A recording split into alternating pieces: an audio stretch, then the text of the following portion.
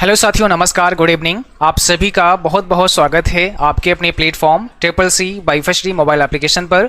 आज की इस क्लास में आप सभी पढ़ेंगे OSI यानी open system interconnection reference model के बारे में और TCP/IP मॉडल के बारे में हम आज के क्लास में समझने वाले हैं। तो सबसे पहले बात करते हैं OSI यानी ओपन सिस्टम इंटरकनेक्शन की। अगर हम इस मॉडल की बात करें, OSI की अगर हम बात करें तो इसका फुल फॉर्म होता है open system interconnection. OSI model का पूरा नाम होता है ओपन सिस्टम इंटरकनेक्शन। इसे ISO यानी इंटरनेशनल ऑर्गेनाइजेशन फॉर स्टैंडर्डाइजेशन ने 1984 में विकसित किया था। यानी ये भी याद रखना है कि OSI जैसे ओपन सिस्टम इंटरकनेक्शन के नाम से जाना जाता है, इस मॉडल को किसने डेवलप किया है? इसे ISO ने डेवलप किया है। अब ISO का फुल फॉर्म भी एग्जाम में पूछता है, तो इंटरनेशनल ऑर्गेनाइजेशन फॉर स्टैंडर्डाइजेशन इसका फुल फॉर्म होता है। 1984 में इसको विकसित किया गया यानी डेवलप किया गया। और ये भी याद रखना है, इस मॉडल में 7 लेयर होती हैं, यानी 7 लेयर होती हैं आपके OSI रेफरेंस मॉडल में। ठीक है, अब देखिए OSI मॉडल किसी नेटवर्क में 2 यूजर्स के मध्य कम्युनिकेशन के लिए एक रेफरेंस मॉडल है। यानी OSI मॉडल किसी नेटवर्क में 2 यूजर के मध्य कम्युनिकेशन के लिए एक रेफरेंस मॉडल है। इस मॉडल की प्रत्येक लेयर दूसरे लेयर पर निर्भर नहीं रहती है, लेकिन एक लेयर से दूसरे लेयर में डेटा का ट्रांसमिशन होता है। ठीक है, अगला पॉइंट है OSI मॉडल एक रेफरेंस मॉडल है, अर्थात इसका इस्तेमाल रियल लाइफ में नहीं होता है, बल्कि इसका इस्तेमाल केवल रेफरेंस के रूप में किया जाता है। अगला पॉइंट है OSI मॉडल यह बताता है कि किसी नेटवर्क में डेटा या सूचना कैसे सेंड तथा रिसीव होती है। यानी किसी नेटवर्क में डेटा या सूचना किस प्रकार से सेंड या रिसीव होती है। इस मॉडल के सभी लेयर्स का अपना अपना अलग अलग काम होता है, जिससे कि डेटा एक सिस्टम से दूसरे सिस्टम तक आसानी से पहुंच सके। अभी हम इस नेटवर्क लेयर में जो भी आपके लेयर हैं उन सब के बारे में भी समझेंगे। ठीक है, OSI मॉडल ये भी डिस्क्राइब करता है कि नेटवर्क हार्डवेयर तथा सॉफ्टवेयर एक दूसरे के साथ लेयर के रूप में कैसे कार्य करते हैं। अब अगर हम बात करें ओपन सिस्टम इंटरकनेक्शन यानी OSI मॉडल लेयर्स की, तो यहाँ पे जैसा हमने बताया 7 लेयर होती हैं, मीन 7 आपके लेयर होती हैं। कौन कौन से लेयर होती हैं इनको यहाँ पर इस डायग्राम के थ्रू आप समझ सकते हैं। देखिए, आपकी एक तो एप्लीकेशन लेयर होती है, ठीक है, प्रेजेंटेशन लेयर होती है, सेशन लेयर होती है, ट्रांसपोर्ट लेयर होती है, नेटवर्क लेयर होती है और डेटा लिंक लेयर होती है, फिजिकल लेयर होती है। तो जो आपकी एप्लीकेशन लेयर हैं, प्रेजेंटेशन लेयर हैं, सेशन लेयर हैं, ये सब आपकी सॉफ्टवेयर लेयर होती हैं।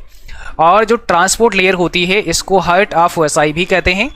उसके बाद में network layer, data link layer और फिजिकल लेयर जो होती है ये आपकी हार्डवेयर लेयर होती है। ठीक है, अब आगे बात करते हैं सबसे पहला यानी फिजिकल लेयर। देखिए, सबसे जो आपकी पहली लेयर होती है वो ये वाली लेयर होती है, यानी फिजिकल लेयर होती है। ठीक है, तो अगर हम फिजिकल लेयर की बात करें तो OSI मॉडल में फिजिकल लेयर सबसे नीचे की लेयर होती है। ठीक है ना, फिजिकल लेयर सबसे नीचे की लेयर होती है। यह लेयर फिजिकल तथा इलेक्ट्रिकल कनेक्शन के लिए जिम्मेदार रहती है, जैसे वोल्टेज, डेटा रेट्स आदि। इस लेयर में डिजिटल सिग्नल इलेक्ट्रिकल सिग्नल में बदल जाता है। मीन जो डिजिटल सिग्नल होता है वो इलेक्ट्रिकल सिग्नल में बदल जाता है, चेंज हो जाता है। इस लेयर में नेटवर्क की टोपोलॉजी अर्थात लेआउट ऑफ नेटवर्क का जो आकार है का कार्य भी इसी लेयर में होता है। फिजिकल लेयर ये भी डिस्क्राइब करता है कि कम्युनिकेशन वायरलेस होगा या फिर वायर्ड होगा। फिजिकल लेयर को बिट यूनिट भी कहा जाता है, तो ये पॉइंट भी याद रखना है। फिजिकल लेयर आपके बिट यूनिट लेयर भी कही जाती है। अब फिजिकल लेयर के कार्य क्या हैं, थोड़ा इनको समझते हैं। देखिए, फिजिकल लेयर यह बताता है कि 2 या 2 से ज़्यादा डिवाइसेज आपस में फिजिकली कैसे कनेक्ट होते हैं। फिजिकल लेयर यह भी बताता है कि नेटवर्क में 2 डिवाइसों के बीच किस ट्रांसमिशन मोड का इस्तेमाल किया जाएगा। ट्रांसमिशन मोड 3 प्रकार के होते हैं, जैसे सिंप्लेक्स होता है, हाफ डुप्लेक्स होता है और डुप्लेक्स होता है। अब सिंप्लेक्स, हाफ डुप्लेक्स और डुप्लेक्स में अंतर क्या होता है ये पहले भी हम आपको पढ़ा चुके हैं। सिंप्लेक्स का मतलब होता है जिसमें डेटा केवल एक दिशा से ही ट्रेवल कर सकता है या एक दिशा से ही डेटा का ट्रांसमिशन हो सकता है। तो सिंप्लेक्स में आपका कीबोर्ड, माउस वगैरह आ जाते हैं। और अगर हम हाफ डुप्लेक्स की बात करें तो जिसमें डेटा दोनों दिशाओं से ट्रांसफर हो सकता है, बट रियल टाइम में एक ही दिशा में ट्रांसफर होगा, यानी एक समय में एक ही दिशा से डेटा ट्रांसफर हो सकता है, बट हो दोनों तरफ से सकता है। ठीक है, तो ये हाफ डुप्लेक्स का एग्जांपल होता है, वॉकी टॉकी हमने आपको बताया। और अगर हम फुल डुप्लेक्स की बात करें तो फुल डुप्लेक्स में क्या होगा, रियल टाइम में डेटा दोनों तरफ से ट्रांसफर हो सकता है। जैसे आपका मोबाइल फ़ोन, अगर हम मोबाइल फ़ोन की बात करें तो मोबाइल फ़ोन में क्या है, जब हम किसी से बात करते हैं तो हम दोनों साइड से सेम टाइम पर बात कर सकते हैं, सेम टाइम पर हम दोनों तरफ से बोल सकते हैं और दोनों को सुनाई देगा, तो वो फुल डुप्लेक्स होता है। ठीक है, तो ये फिजिकल लेयर होती है, ये भी तय करती है कि नेटवर्क में दो डिवाइसों के बीच किस ट्रांसमिशन मोड का इस्तेमाल किया जाएगा। ठीक है, ये इंफॉर्मेशन को ट्रांसमिट करने वाले सिग्नल को भी निर्धारित करता है। यह नेटवर्क टोपोलॉजी के कार्य को पूरा करता है। तो ये हो गया। दूसरा हमारा है data link layer. Data link layer कहाँ पे होता है, तो OSI मॉडल में डेटा लिंक लेयर नीचे से दूसरे नंबर की लेयर है। ठीक है, और इस लेयर को फ्रेम यूनिट भी कहा जाता है। जो डेटा लिंक लेयर है इसको फ्रेम यूनिट लेयर भी कहते हैं। इस लेयर में नेटवर्क लेयर द्वारा भेजे गए डेटा के पैकेटों को डिकोड और इनकोड किया जाता है, यानी नेटवर्क लेयर द्वारा भेजे गए डेटा पैकेट को यहाँ डिकोड या इनकोड किया जाता है। यह लेयर यह भी सुनिश्चित करता है कि डेटा के पैकेट में कोई एरर तो नहीं है, ये भी सुनिश्चित करता है डेटा लिंक लेयर। और इस लेयर की दो सब लेयर और होती हैं, जैसे एक आपका मैक होता है जिसे मीडिया एक्सेस कंट्रोल कहते हैं, दूसरा आपका LLC होता है जिसे लॉजिक लिंक कंट्रोल कहते हैं।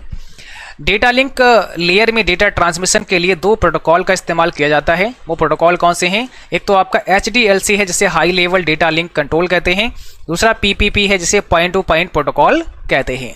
तो ये जो आपका PPP यानी पॉइंट टू पॉइंट प्रोटोकॉल है और HDLC यानी high level data link control protocol है, इन दोनों प्रोटोकॉल का इस्तेमाल कहाँ होता है, डेटा लिंक लेयर पर होता है। ये पॉइंट भी आप सबको याद रखना पड़ेगा। ठीक है, डेटा लिंक लेयर के कार्य क्या है, तो क्या काम होता है इससे, यह लेयर डेटा पैकेट को एनकोड और डिकोड करता है, जैसा अभी ऊपर हम बता चुके हैं।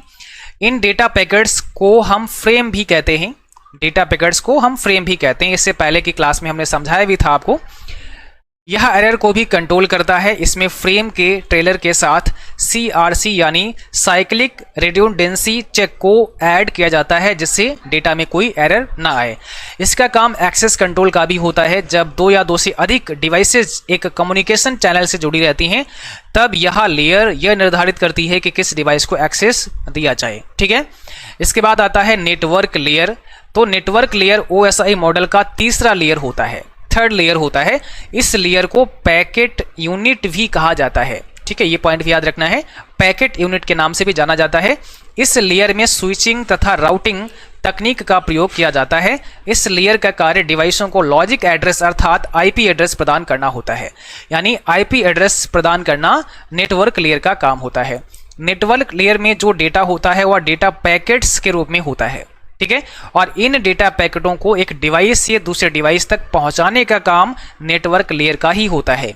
नेटवर्क लेयर के कार्य थोड़ा देख लेते हैं। तो इसका मुख्य काम है डिवाइसों को IP एड्रेस प्रदान करना। इसका कार्य डेटा पैकेट को एक डिवाइस से दूसरे डिवाइस में पहुंचाने का होता है। नेटवर्क लेयर की मुख्य जिम्मेदारी है इंटर नेटवर्किंग की भी होती है। यह डेटा पैकेट के हेडर में सोर्स और डेस्टिनेशन एड्रेस को ऐड करती है, यानी जो डेटा पैकेट होते हैं उनके हेडर में सोर्स का IP पता एंड डेस्टिनेशन जहां उसको जाना है उसका IP पता यहां पे ऐड करती है। और इस एड्रेस का इस्तेमाल इंटरनेट में डिवाइसेस को आइडेंटिफाई करने के लिए किया जाता है, यानी जो आपका IP एड्रेस होता है इसका इस्तेमाल डिवाइसेस को पहचानने के लिए, ठीक है, आइडेंटिफाई करने के लिए इस्तेमाल किया जाता है कि भाई डेटा मुझे कहाँ भेजना है। तो ये कार्य होता है किसका, नेटवर्क लेयर का। और इस लेयर का काम राउटिंग का भी होता है। ये सबसे अच्छा पाथ यानी रास्ते का भी निर्धारण करता है या निर्धारित करता है कि भाई किस पाथ से डेटा को लेकर जाना है। अगला जो हमारा लेयर होता है वो है ट्रांसपोर्ट लेयर। तो ट्रांसपोर्ट लेयर यानी OSI मॉडल की चौथी लेयर है। इसे सेगमेंट यूनिट भी कहा जाता है, सेगमेंट यूनिट के नाम से भी जानते हैं। इस लेयर का इस्तेमाल डेटा को नेटवर्क के बीच सही तरीके से ट्रांसफर करने के लिए किया जाता है। यह लेयर यह देखती है कि डेटा में कोई एरर यानी त्रुटि है या नहीं। यह लेयर यह भी सुनिश्चित करती है कि हमने जिस क्रम में डेटा को भेजा है वह हमें उसी क्रम में प्राप्त हुआ है। इस लेयर का कार्य दो कंप्यूटर के मध्य कम्युनिकेशन को उपलब्ध कराना होता है। किसका, ट्रांसपोर्ट लेयर का। ट्रांसपोर्ट लेयर को एंड टू एंड ये भी याद रखना है। इसको एंड टू एंड लेयर के नाम से भी जाना जाता है क्योंकि यह डेटा को ट्रांसफर करने के लिए पॉइंट टू पॉइंट कनेक्शन प्रदान करता है। यह लेयर दो प्रकार की सर्विसेज प्रदान करती है, यानी दो प्रकार की सेवाएं प्रदान करती है। पहली कनेक्शन ओरिएंटेड और दूसरी कनेक्शन लेस, यानी पहली कनेक्शन ओरिएंटेड है और दूसरी कनेक्शन लेस है। ट्रांसपोर्ट लेयर के दो प्रमुख प्रोटोकॉल कौन कौन से हैं? पहला है टीसीपी जिसे ट्रांसमिशन कंट्रोल प्रोटोकॉल के नाम से जानते हैं। दूसरा है आपका यूडीपी जिसे यूजर डेटाग्राम प्रोटोकॉल के नाम से जानते हैं। तो टीसीपी और यूडीपी इन दोनों की फुल फॉर्म भी आपको याद रखनी है। ट्रांसपोर्ट लेयर के कार्य, ठीक, अब कई बार एग्जाम ये पूछ सकता है कि टीसीपी या यूडीपी किस लेयर पर काम करते हैं, तो ये ट्रांसपोर्ट लेयर पर काम करते हैं। ट्रांसपोर्ट लेयर का मुख्य कार्य डेटा को एक दूसरे से, एक कंप्यूटर से दूसरे कंप्यूटर तक ट्रांसफर करना होता है, यानी डेटा को एक कंप्यूटर से दूसरे कंप्यूटर तक ट्रांसफर करने का काम ट्रांसपोर्ट लेयर का होता है। यह दो कंप्यूटरों के बीच कम्युनिकेशन की सुविधा भी प्रदान करता है। इसका काम पॉइंट टू पॉइंट कनेक्शन प्रदान करना होता है। जब ये लेयर ऊपरी लेयर से मैसेज को रिसीव करती है तो ये मैसेज को बहुत सारे सेगमेंट में विभाजित कर देती है, यानी जब ये लेयर ऊपरी लेयर से मैसेज को रिसीव करती है तो यह मैसेज को बहुत सारे सेगमेंट में क्या करती है, विभाजित कर देती है, और प्रत्येक सेगमेंट का एक सीक्वेंस नंबर यानी क्रम संख्या होता है जिससे प्रत्येक सेगमेंट को आसानी से आइडेंटिफाई यानी पहचाना जा सकता है। ठीक है, यह फ्लो कंट्रोल और एरर कंट्रोल दोनों प्रकार के कार्यों को करता है। इसका काम कनेक्शन को कंट्रोल करने का भी होता है। अगला जो लेयर हमारा आता है वो है सेशन लेयर, और सेशन लेयर ओएसआई मॉडल की 5वीं लेयर होती है जो कि बहुत सारे कंप्यूटरों के मध्य कनेक्शन को नियंत्रित करती है। सेशन लेयर दो डिवाइसों के बीच कम्युनिकेशन के लिए सेशन प्रदान करती है, अर्थात जब भी कोई यूजर कोई भी वेबसाइट खोलता है तो यूजर के कंप्यूटर तथा वेबसाइट के सर्वर के बीच में एक सेशन का निर्माण होता है, यानी जब भी हम किसी वेबसाइट पर विजिट करते हैं तो यूजर के कंप्यूटर और वेबसाइट के सर्वर के साथ में क्या होता है, एक सेशन का निर्माण होता है। आसान शब्दों में कहें तो सेशन लेयर का मुख्य कार्य ये देखना है कि किस प्रकार कनेक्शन को इस्टेब्लिश, मेंटेन और टर्मिनेट किया जाता है। ठीक है, तो ये तो आपका सेशन लेयर हो गया है। अब सेशन लेयर के कार्य यानी इसके क्या क्या कार्य हो सकते हैं, तो सेशन लेयर का मुख्य काम दो डिवाइसों के बीच सेशन को स्थापित करना, मेंटेन करना और समाप्त करना होता है। ओके, सेशन लेयर जो डायलॉग कंट्रोलर की भांति कार्य करती है, यह दो प्रोसेस के मध्य डायलॉग को क्रिएट करती है। यह सिंक्रोनाइजेशन के कार्य को भी पूरा करती है, अर्थात जब भी ट्रांसमिशन में कोई एरर आ जाती है तो ट्रांसमिशन को दोबारा किया जाता है। इसके बाद अगला है प्रेजेंटेशन लेयर, और प्रेजेंटेशन लेयर आपका 6वां लेयर है। तो प्रेजेंटेशन लेयर ओएसआई मॉडल का 6वां लेयर है। इस लेयर का प्रयोग डेटा का इंक्रिप्शन तथा डिक्रिप्शन के लिए किया जाता है। इसे डेटा कंप्रेशन के लिए भी प्रयोग में लाया जाता है। ये लेयर ऑपरेटिंग सिस्टम से संबंधित है। प्रेजेंटेशन लेयर को सिंटैक्स लेयर भी कहते हैं क्योंकि ये डेटा के सिंटैक्स को सही ढंग से मेंटेन करके रखता है। प्रेजेंटेशन लेयर के कार्य क्या हैं, तो इस लेयर का कार्य इंक्रिप्शन और डिक्रिप्शन का होता है। मेनली एन्क्रिप्शन के द्वारा हम डेटा को सुरक्षित रख सकते हैं, सिक्योर कर सकते हैं। इसका मुख्य काम कंप्रेशन का भी होता है। यह ट्रांसलेशन का भी काम करता है, अर्थात डेटा को ट्रांसलेट करता है। और अगला आता है हमारा एप्लीकेशन लेयर। तो एप्लीकेशन लेयर ओएसआई मॉडल का 7वां और सबसे उच्चतम लेयर है, सबसे ऊपर का लेयर है। एप्लीकेशन लेयर का मुख्य कार्य हमारे वास्तविक एप्लीकेशन तथा अन्य लेयरों के मध्य इंटरफेस कराना होता है। यानी एप्लीकेशन का जो वास्तविक काम है वो एप्लीकेशन तथा अन्य लेयरों के मध्य इंटरफेस कराना होता है। एप्लीकेशन लेयर एंड यूजर के सबसे नज़दीक होती है। यह एंड यूजर को नेटवर्क सर्विसेज प्रदान करता है।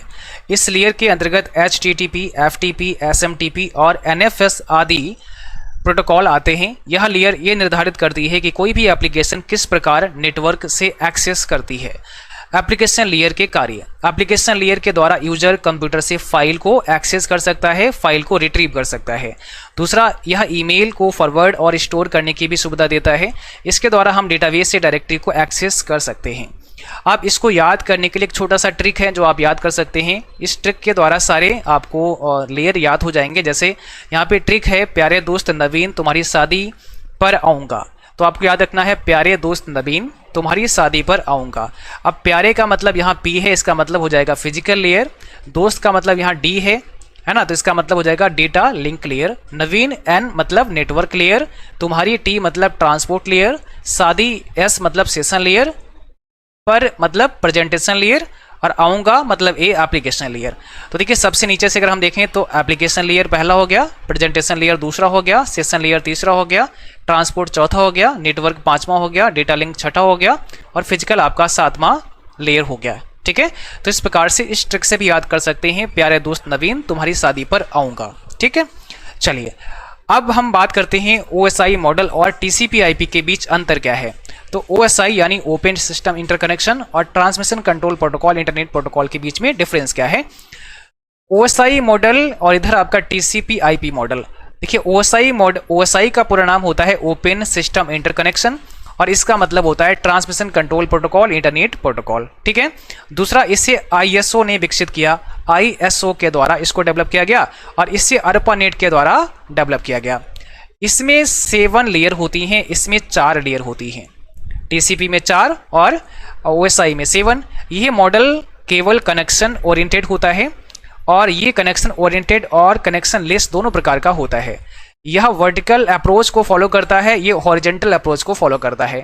इस मॉडल का इस्तेमाल बहुत कम होता है और इस मॉडल का इस्तेमाल ज़्यादा होता है। किसका? TCP/IP का ज़्यादा होता है। अगला है कैरेक्टरिस्टिक्स ऑफ OSI यानी OSI मॉडल की विशेषताएं क्या हैं। थोड़ा सा इसकी विशेषताओं को भी समझते हैं। यह मॉडल 2 लेयर में विभाजित होता है, एक अपर लेयर दूसरा लोअर लेयर। यानी इस मॉडल में जो लेयर्स होती हैं वो 2 भागों में विभाजित होती हैं।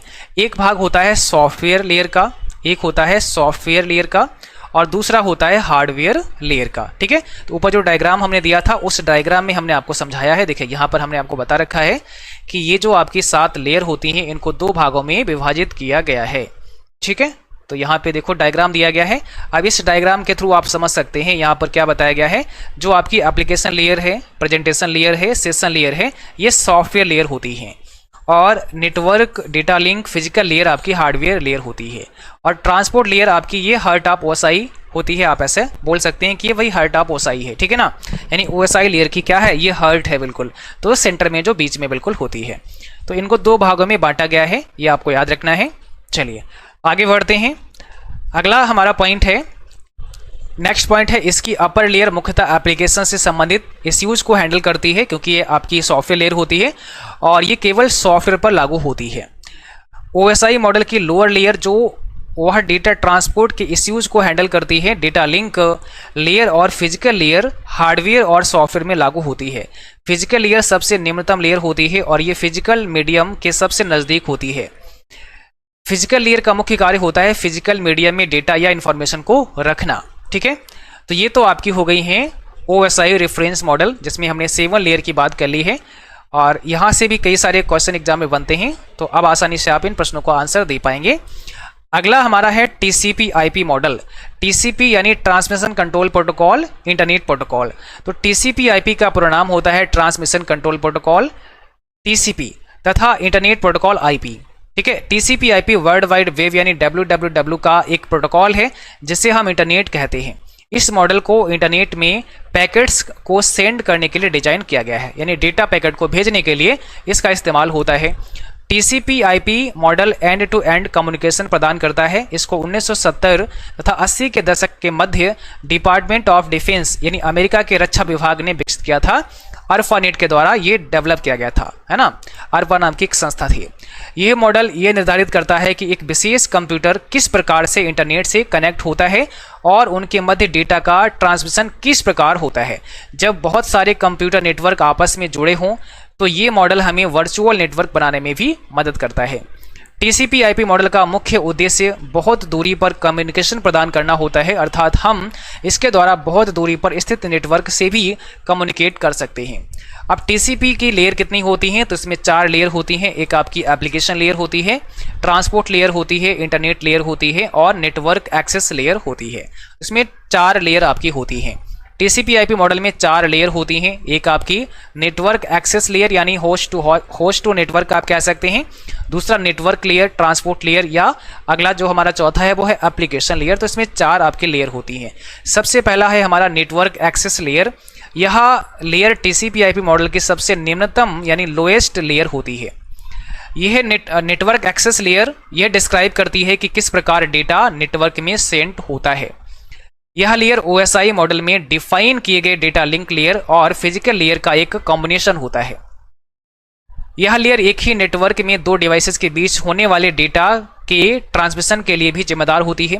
इस लेयर का कार्य नेटवर्क के द्वारा ट्रांसमिट किए गए आईपी डेटाग्राम को फ्रेम्स में इनकैप्सुलेट करना होता है और आईपी एड्रेस को फिजिकल एड्रेस में मैप करना इस लेयर का काम होता है। इस लेयर के द्वारा प्रयोग किए जाने वाले प्रोटोकॉल्स हैं Ethernet, FDDI, token ring, X25 frame relay.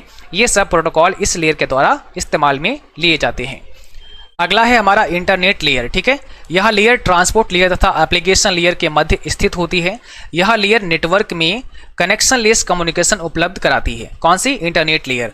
इसमें डेटा को आईपी डेटाग्राम के रूप में पैकेज किया जाता है।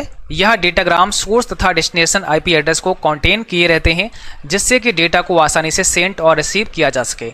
इसको नेटवर्क लेयर भी कहते हैं, यानी इंटरनेट लेयर को नेटवर्क लेयर के नाम से भी जाना जाता है।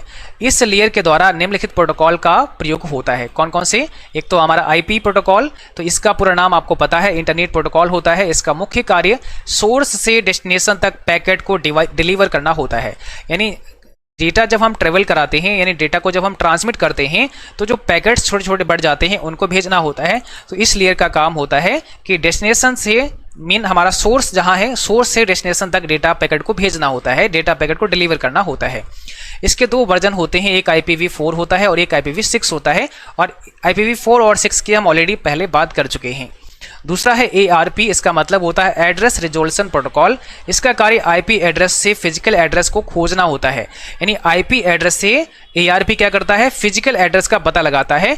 इसके बहुत सारे प्रकार होते हैं। अगला है ICMP, इसका पूरा नाम इंटरनेट कंट्रोल मैसेज प्रोटोकॉल होता है। इंटरनेट कंट्रोल मैसेज प्रोटोकॉल, इसका कार्य होस्ट को नेटवर्क में आने वाली प्रॉब्लम्स के बारे में सूचना देना होता है। अब तीसरा है हमारा ट्रांसपोर्ट लेयर। तो ये लेयर डेटा के ट्रांसमिशन के लिए जिम्मेदार होती है। यह लेयर एप्लीकेशन लेयर तथा इंटरनेट लेयर के मध्य स्थित होती है। यह डेटा की रिलायबिलिटी, फ्लो कंट्रोल और करेक्शन के लिए भी जिम्मेदार होता है। इस लेयर में दो मुख्य प्रोटोकॉल कार्य करते हैं, एक आपका TCP, दूसरा आपका UDP। Transmission control protocol TCP का मतलब होता है और यूजर डेटाग्राम प्रोटोकॉल आपका UDP का मतलब होता है, फुल फॉर्म होता है। अगला लेयर है हमारा एप्लीकेशन लेयर। यह लेयर TCP/IP मॉडल की सबसे उच्चतम लेयर है, सबसे ऊपर की लेयर है। यह लेयर एप्लीकेशन को नेटवर्क सर्विस उपलब्ध कराने से संबंधित होती है। यह लेयर यूजर को कम्युनिकेशन उपलब्ध कराती है, जैसे वेब ब्राउजर, ईमेल या अन्य एप्लीकेशन के द्वारा। एप्लीकेशन लेयर ट्रांसपोर्ट लेयर को डेटा भेजती है, यानी एप्लीकेशन लेयर ट्रांसपोर्ट लेयर को डेटा भेजती है तथा उसके डेटा को रिसीव करती है। इस लेयर का कार्य हाई लेवल प्रोटोकॉल्स को हैंडल करना होता है। यह लेयर यूजर को एप्लीकेशन के साथ इंटरैक्ट करने की भी सुविधा प्रदान करती है। ठीक है, एप्लीकेशन लेयर में प्रयोग किए जाने वाले प्रोटोकॉल निम्नलिखित हैं। कौन कौन से? जैसे HTTP और HTTPS। अब दोनों में अंतर आपको पता है। HTTP का पूरा नाम होता है हाइपर टेक्स्ट ट्रांसफर प्रोटोकॉल। इसके द्वारा हम इंटरनेट में डेटा को एक्सेस कर सकते हैं या डेटा को टेक्स्ट, ऑडियो, वीडियो के रूप में ट्रांसफर करता है। HTTPS का पूरा नाम होता है hyper text transfer protocol secure. यहाँ सिक्योर लग जाएगा। जब हम HTTP के द्वारा SSL का इस्तेमाल करते हैं तो इसे HTTPS कहा जाता है। मीन S यहाँ पर सिक्योर के लिए यूज किया जाता है, इसमें SSL सिक्योरिटी लग जाती है। अगला प्रोटोकॉल है SNMP। इसका पूरा मतलब होता है सिंपल नेटवर्क मैनेजमेंट प्रोटोकॉल। यह एक फ्रेमवर्क है। इसका प्रयोग इंटरनेट में डिवाइसेस को मैनेज करने के लिए होता है, यानी इंटरनेट पर डिवाइसेस को मैनेज करने के लिए, प्रबंधित करने के लिए SNMP होता है। सिंपल नेटवर्क मैनेजमेंट प्रोटोकॉल इसका पूरा नाम होता है। अगला SMTP, simple mail transfer protocol होता है। इसका प्रयोग एक ईमेल के से दूसरे ईमेल एड्रेस में डेटा को सेंड करना होता है। मीन अगर हम मेल भेज रहे हैं तो उसके लिए SMTP प्रोटोकॉल काम करता है। उसके बाद है आपका DNS, इसे कहते हैं डोमेन नेम सिस्टम। तो इसका प्रयोग IP एड्रेस को मैप करने के लिए किया जाता है। डोमेन नेम सिस्टम का मतलब होता है, मीन जो हमारा DNS होता है इसका मतलब होता है डोमेन नेम सिस्टम, और इसका इस्तेमाल IP एड्रेस को मैप करने के लिए होता है। यानी सर्वर का जो IP एड्रेस है वो डोमेन नाम से मैपिंग कराने के लिए हम DNS का यूज करते हैं। SSH, इसका मतलब होता है सिक्योर सेल। अब सिक्योर सेल इंक्रिप्शन के लिए इसका इस्तेमाल किया जाता है। इसके बाद बात करते हैं एडवांटेज ऑफ TCP/IP मॉडल। तो यह हमें अलग अलग प्रकार के कंप्यूटर्स में कनेक्शन को स्थापित करने में हेल्प करता है। यह ऑपरेटिंग सिस्टम को इंडिपेंडेंट होकर कार्य करता है, या ऑपरेटिंग सिस्टम से इंडिपेंडेंट होकर कार्य करता है। यह बहुत सारे राउटिंग प्रोटोकॉल्स को सपोर्ट करता है या स्वतंत्र रूप से काम करता है। यह एक ओपन प्रोटोकॉल सूट है, अर्थात ये किसी एक कंपनी का नहीं है, इसलिए इसे कोई भी व्यक्ति कंपनी प्रयोग कर सकता है, कोई भी व्यक्ति या कंपनी इसे इस्तेमाल कर सकता है। डिसएडवांटेज क्या होते हैं? तो यह एक कॉम्प्लिकेटेड मॉडल है, इसलिए इसे सेटअप और मैनेज करना कठिन होता है। इस मॉडल का ट्रांसपोर्ट लेयर पैकेटों की डिलीवरी की गारंटी नहीं लेता है। इसके बाद इसमें प्रोटोकॉल को रिप्लेस करना आसान नहीं होता है। इसमें सर्विसेज, इंटरफेसेस और प्रोटोकॉल्स का कंसेप्ट अलग नहीं है, इसलिए इसे नई टेक्नोलॉजी में डिस्क्राइब करना सूटेबल नहीं होता है। इसे वाइड एरिया नेटवर्क यानी बैन के लिए डिजाइन किया गया है। इससे लैन यानी लोकल एरिया नेटवर्क और पर्सनल एरिया नेटवर्क पैन के लिए ऑप्टिमाइज नहीं किया गया है। टीसीपी आईपी में कितने प्रोटोकॉल होते हैं? तो टीसीपी आईपी में 5 प्रोटोकॉल होते हैं, जैसे HTTP, FTP, post office protocol version 3, simple mail transfer protocol यानी एसएमटीपी और सिंपल नेटवर्क मैनेजमेंट प्रोटोकॉल यानी एसएनएमपी। ठीक है, एसएनएमपी। ठीक है, तो ये सब याद रखना है। बाकी कुछ इंपॉर्टेंट डोमेन नेम्स की भी बात करते हैं।